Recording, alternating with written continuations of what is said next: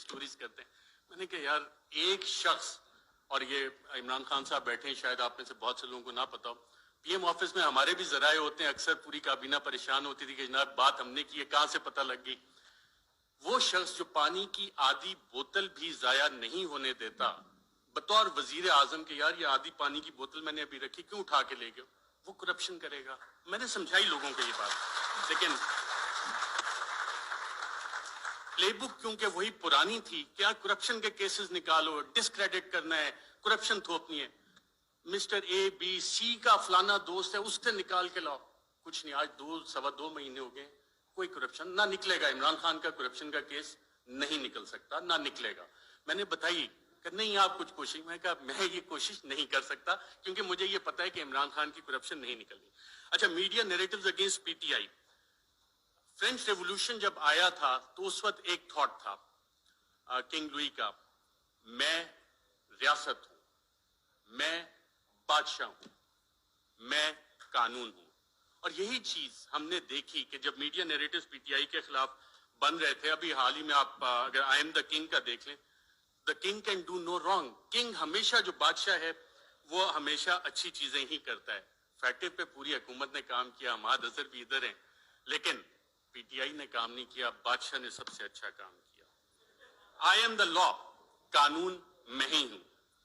Politically isolate کرو P T I کو. آج پی ٹی آئی واقعی پولیٹیکلی آئسولیٹڈ ہے. کون سی سیاسی جماعت ہے جو پی ٹی آئی کے ساتھ اتحاد میں کھڑی ہے؟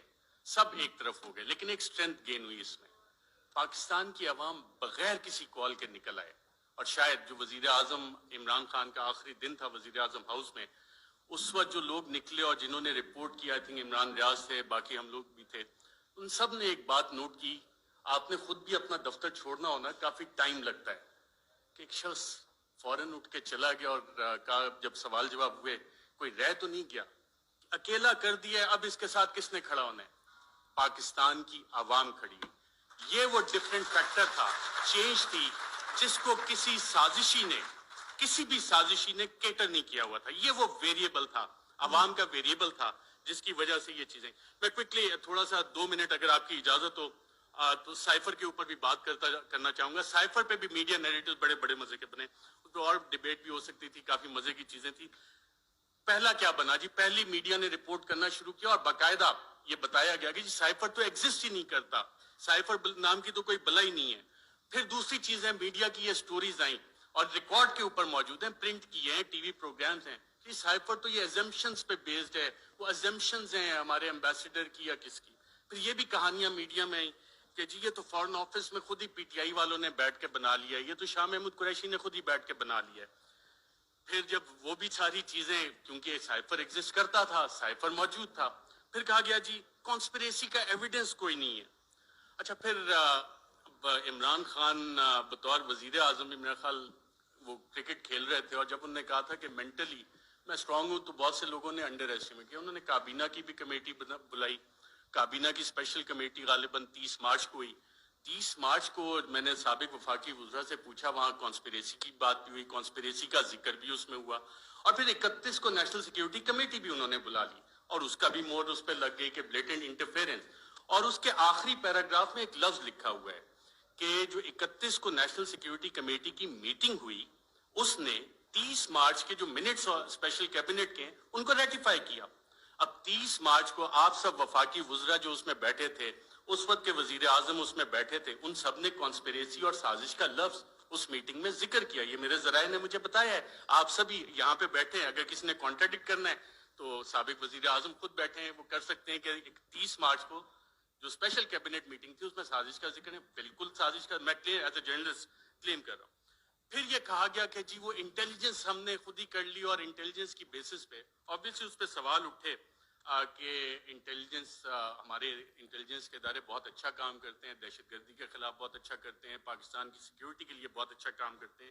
لیکن مسئلہ یہاں پہ آتا ہے کہ جب انہیں ڈریگ کیا جائے سیاسی معاملات میں, اور یہ کہا جائے کہ جی انویسٹیگیشنز ہوئیں, کون سی انویسٹیگیشنز, یہ سوال ہوا ہے.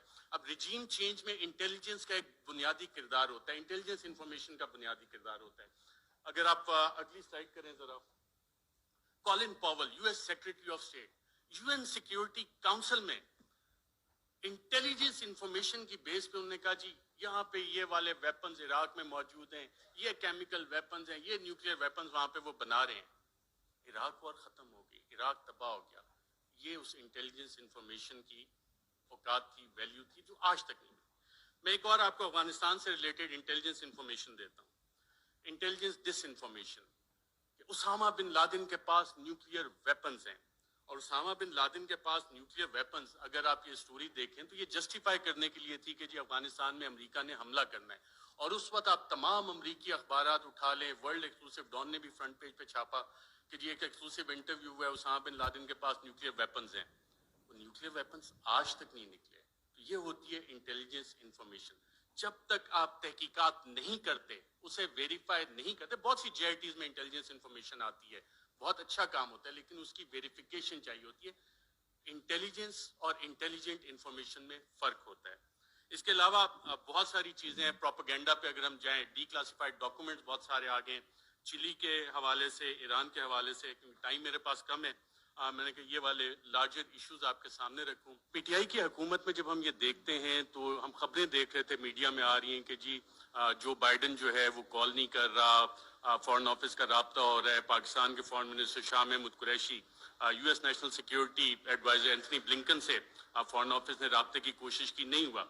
इन बिलावल आते हैं, उनके सारे राब्ते हो जाते हैं। तो यहाँ से आप जब मीडिया की वो खबरें निकाल के देखते हैं तो आपको एक्सटर्नल फैक्टर और वो लिंकेजेस के ये फैसला व्हाइट हाउस में हुआ, US NSC में हुआ, और इसका जिक्र अब मीडिया में ये सवाल अभी तक डिबेट नहीं हुआ कि क्या इसका फैसला वहां पे हुआ था, नहीं हुआ था। वो साइफर अगर पब्लिक होता है तो उसमें ये सवालात उठेंगे यकीनन कि ये फैसला उस लेवल पे, स्टेट के लेवल पे US स्टेट ने किया, सदर जो बाइडन ने किया। और सदर जो बाइडन जो नियोकॉन्स थे, the plan for the new American century, उसका बाकायदा तौर पे हिस्सा थे, जिसके बाद हमने देखा 2001 के बाद पूरी दुनिया में डिफरेंट रिजीम चेंज ऑपरेशंस बाकायदा तौर पे लॉन्च किए गए। इराक उसकी एक मिसाल है। इंटरनल फैक्टर्स पे जब हम आते हैं, मैं बड़ा ब्रीफ रखूंगा कि मेरा टाइम बताया गया 10 मिनट है।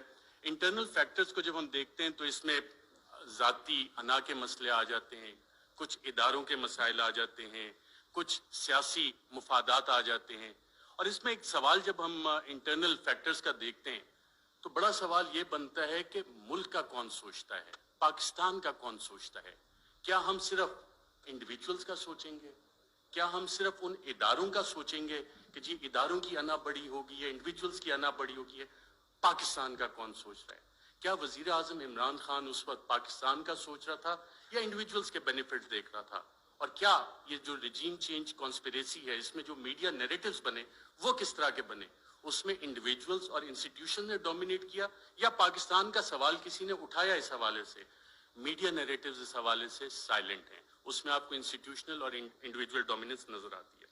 अच्छा, कोवर्ट एक्शन भी इसमें बाकायदा तौर पे प्लान हुआ। मीडिया में being fly on the wall and being an active participant, एक एक्टिव जर्नलिस्ट होते हुए आपको बहुत कुछ पता लगता है कि जी मीडिया नैरेटिव बनना कैसे।